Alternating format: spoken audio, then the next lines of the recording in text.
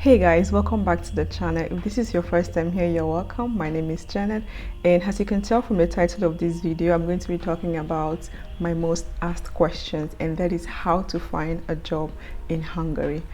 Companies are always recruiting, trying to find the right candidates that's going to fit the open positions that they have in their companies. So it depends if the skills you have is going to match what they are looking for. Looking for a job in Hungary is not easy. I'm not going to stand here and say it's easy, especially if you are a fresh graduate with zero years of experience. It's going to be more challenging for you, but it's not impossible to find a job if you are resilient and if you're always searching and checking the right places. This video is going to be relevant for you if you are a student and you're looking for an internship, if you're a fresh graduate with zero experience and you're trying to find something for yourself, or even if you're an experienced candidate and you're trying to find something, a new position for yourself, you're trying to change career, it's going to be relevant for you. We're going to be talking about requirements. I'm also going to talk about where you can search for jobs, and I'm also going to show you like a salary survey which is made by Hays for 2020, so you can see the salary benchmark for different sectors, different areas: IT, economics, business, accountancy. We're going to check all of that in this video. I'm going to link everything in the description box that's going to help you with your search for a job in Hungary. The first area I would like to talk about is obviously your field of study. And one thing I've noticed in Hungary is that if you have an IT degree, your chances of finding a job is really high, because this is what most of these companies are looking for. If you have a degree in computer science, computer engineering, informatics, business information technology, engineering courses, they are looking for a lot of candidates that have some IT background. And another field I would like to mention is business, accountancy, finance, human resources, operations. So if you're in any of these fields, the chances of you finding something for yourself will be pretty high. If you're in the medical field, a doctor, a nurse, I don't know, a physician, it's going to be a bit more challenging for you, because one of the main requirements to be able to work here as a doctor in the medical field is that you must speak the language. For you to be able to interact with patients, people you are giving care to, you must speak the Hungarian language. And I have not seen a lot of job openings being posted on all these recruiting websites for the guys in the medical field. So I'm not sure if there's a specific place where, if you're a medical doctor, you can go search for a job on those websites. I've not been able to find that. And the second point I would like to mention here is your years of experience. Let's first talk about those that have 0 years of experience. So we're talking about the students and also fresh graduate, right? And one thing I would like to mention here is that I hope that when you were in your university, you were taking time to do internships. If you're still a student, one advice I can give is take as much internships as you can. It's going to help boost your CV. You don't want to start writing your CV and there is nothing for you to put on that CV. At least let there be something. A 3-month internship, 6-month internship. Take as much internships as you can. And another thing I also mentioned is that apart from your BSc or your master's, whatever you're studying, try to gain experience and learn something new in other areas. It can be technical, it can be interpersonal skills. Learn something online. Use your free time to learn different kind of skills outside what you are learning in the university. This would come in handy when you start looking for a full-time job. If you're still a student, you'll be looking for internships, part-time job. If you're a fresh graduate, you want to be looking for positions that tell you that if you are having 0 to 3 years experience, then you're eligible for those roles. You would have more chances, getting those kind of positions than trying to apply for a job that says 10 years work experience and you have none. So you want to be looking for entry-level jobs, 0 to 3 years. Sometimes you see 0 to 2 years working experience. When you see those, apply for those. It doesn't matter if it's in your field. So if you did maybe business information technology and it's an accountancy role, I'm sure you had at least 3 semesters of accounting in the university, so you can use that to apply for an entry-level role. The thing with entry-level role is that they train you like from scratch. Like, they build you up from scratch, teach you everything you need to know on the job. And once you get your foot into the corporate world, then you'll be able to develop yourself and move around to find what is suitable for you. So you can start a job with something that you don't even like, but then that is like a stepping stone to wherever you want to go or whatever other job you want to apply to. So your years of experience really matter, and it would also determine the kind of jobs that you can apply for, whether as an entry-level graduate or as an experienced candidate. The third point I would like to mention on the requirement is language. So if you are that person that speaks different languages, let's assume you speak English and other European language, is going to be a plus for you, because people that have other that speak other languages are able to get a particular bonus in some companies. So there are some jobs that you would see that you actually fit all the criteria, but then there will be that point, that line that says English language plus other European languages. So if you're that person that speaks more than one languages, you speak English and other European language, it will definitely be a plus for you. When you have all these requirements together, you want to have a good and a straight to the point CV with a strong cover letter. Cover letters actually complement your CV, and when you have that, you can use, there are different templates that you can find online to put together your resume and also your cover letter.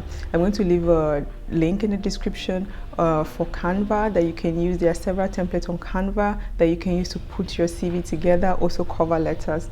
And what you want to do is you want to target the multinational companies. And the reason why I say this is that if you're a foreigner trying to apply for a job in Hungary, when you apply to multinational companies, there are so many other benefits that you can get easily. So the first thing I would like to say is the residence permit. So you would need a work permit to have a full-time job here in Hungary. And most of the multinational companies offer, they sponsor their candidates, their employees, foreign employees, to have a work permit. So what they do is, when you apply for a job and you're a foreigner, you need a work permit. They usually have like immigration lawyers or someone that is working for their company that helps all the foreigners to get their work permit. So this is something, it's a perk with the multinational companies. And the second reason why you want to go for a multinational company is the language. And most of the multinational companies, you would see that the official language in the office will be English language. So they are also going to be like Hungarian speaking Hungarians, but then if, let's say in a team of 7 people, if 4 people are Hungarian, the other 3 are foreign nationals, then your team, the common language in your team would definitely be English language. I've heard of people that have worked for Hungarian companies where they were the only, foreign person in the team or in the company, and they were sidelined most of the time because they couldn't understand the language, they couldn't communicate, with their team members. So it can be a challenge. The language can be a challenge for you if you are not working in a multinational company that promotes English language as the common language in the company. Third reason why you want to go with the multinational companies is the benefits that you get. So apart from your salary, your monthly salary, you would have other benefits: private health insurance, you can have the cafeteria, gym discounts, you can have discounts for gym. There's also the workplace flexibility that foreign and multinational companies give, and the amount of benefits that you would get in a multinational company is definitely not the same. Some companies give more while others give less. It's definitely not the same, but when it comes to benefits, multinational companies, they give better benefits. When you start sending in your application, you want to send as much application as you can. Set out time for yourself where you are checking all the websites, checking all the job postings, and applying for the ones that you want. And one thing I want to mention here is that until you sign a contract, until you officially sign a contract that you have been offered a job, you have to keep on searching. Don't stop searching just because you had 2 or 3 good interviews with a company and you are like so sure you're going to get the job. Until you sign that paper, you are still looking for a job, you are still applying for those jobs, okay? You are definitely going to get a lot of no's when you're applying for jobs. There are some companies that would not even reply back to you. You would not see any email from them. They will not acknowledge the fact that they've received your resume. And this also happened to me. I'm going to share my experience in a separate video applying for a job here in Hungary. But you're going to get a lot of no's, like, thank you so much for your application, but you don't fit you don't fit the current position that we have, but you can keep on searching for other jobs that we're going to post on the portal. So you're going to get those kind of emails a lot. One thing I will always say is that don't take it personal. Don't take it personal, so that you are not on an emotional roller coaster every time a company replies to you and says no. Try not to take it personal. Don't see it as one of those things, oh, they said no, you move on to the next and the next. Keep on applying until you hit your target, until you are able to sign that contract that says you have been hired. If you're a Christian, if you're a believer, don't forget to pray about it. Ask the Holy Spirit to lead you and also to guide you in this process of job application, and you're definitely going to get a positive result. It doesn't matter how long it's going to take. It might take a month, it might take 3 months, 6 months, even 1 year, but you are definitely going to find something for yourself. Let's talk about where you can search for jobs in Hungary. First, I would like to talk about the recruitment agencies.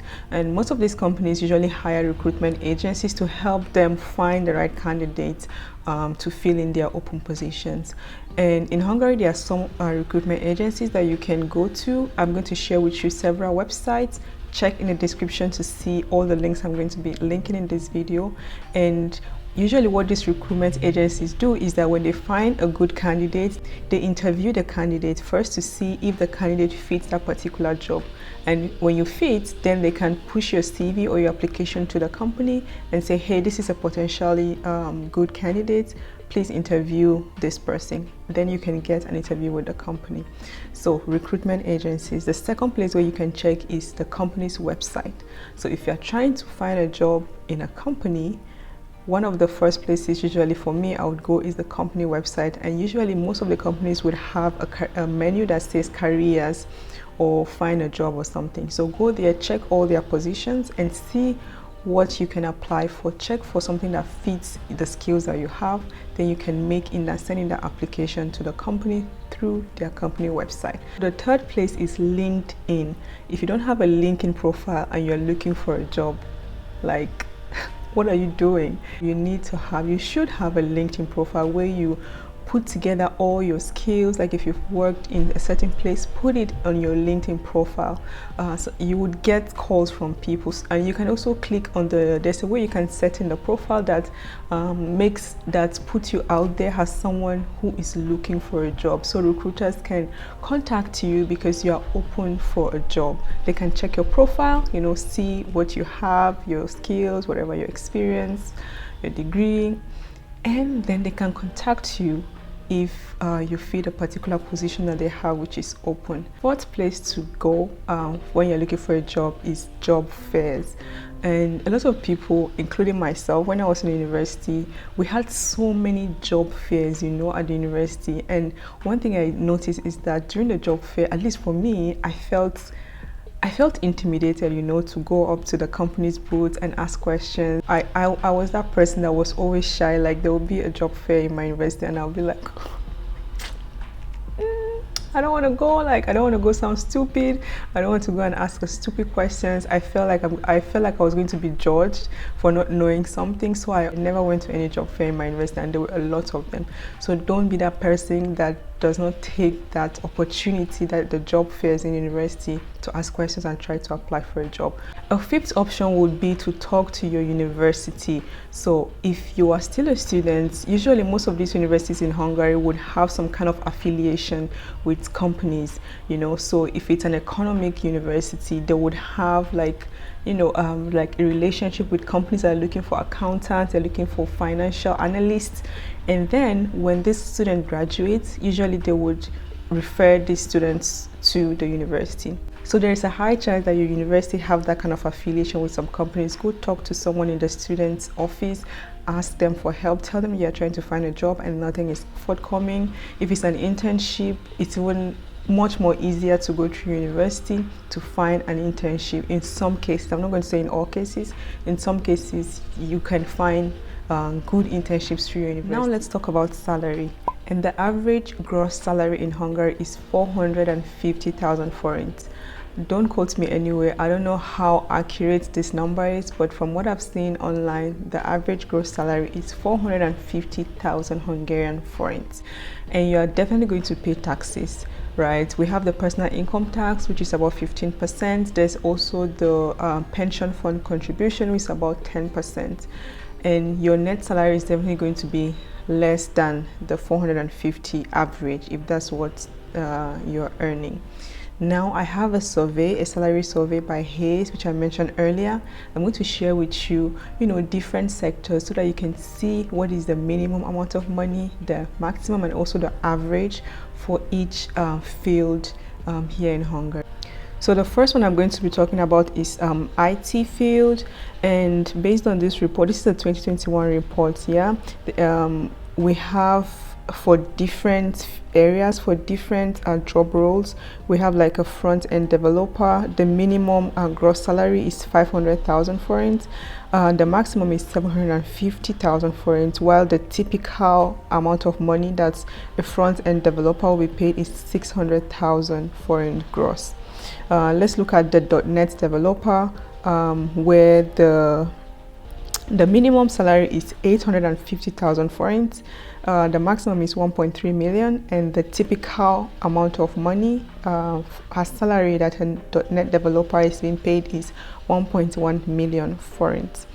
Now let me go to the next screen. If you are a business or system analyst, which is still under IT, the minimum salary based on this survey is 500,000 forint gross, and the typical, the average for this particular job role is 600,000 Hungarian forints, while the maximum is 750,000 forints. So you might be working in a company and the company is paying you up to the maximum or below, wherever.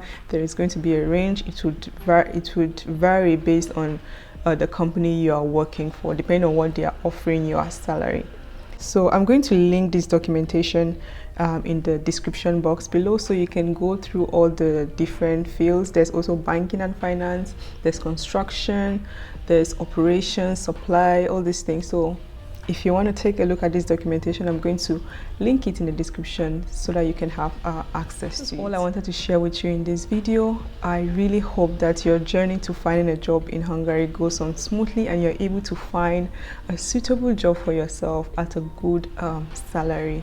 And if you really enjoyed this video, or if this video was helpful to you, I want you to hit that thumbs up button, leave a comment below in the comment section, and also don't forget to subscribe to this channel so that you can see more content like this. Thank you so much for watching to the end, and I'll see you guys in my next one.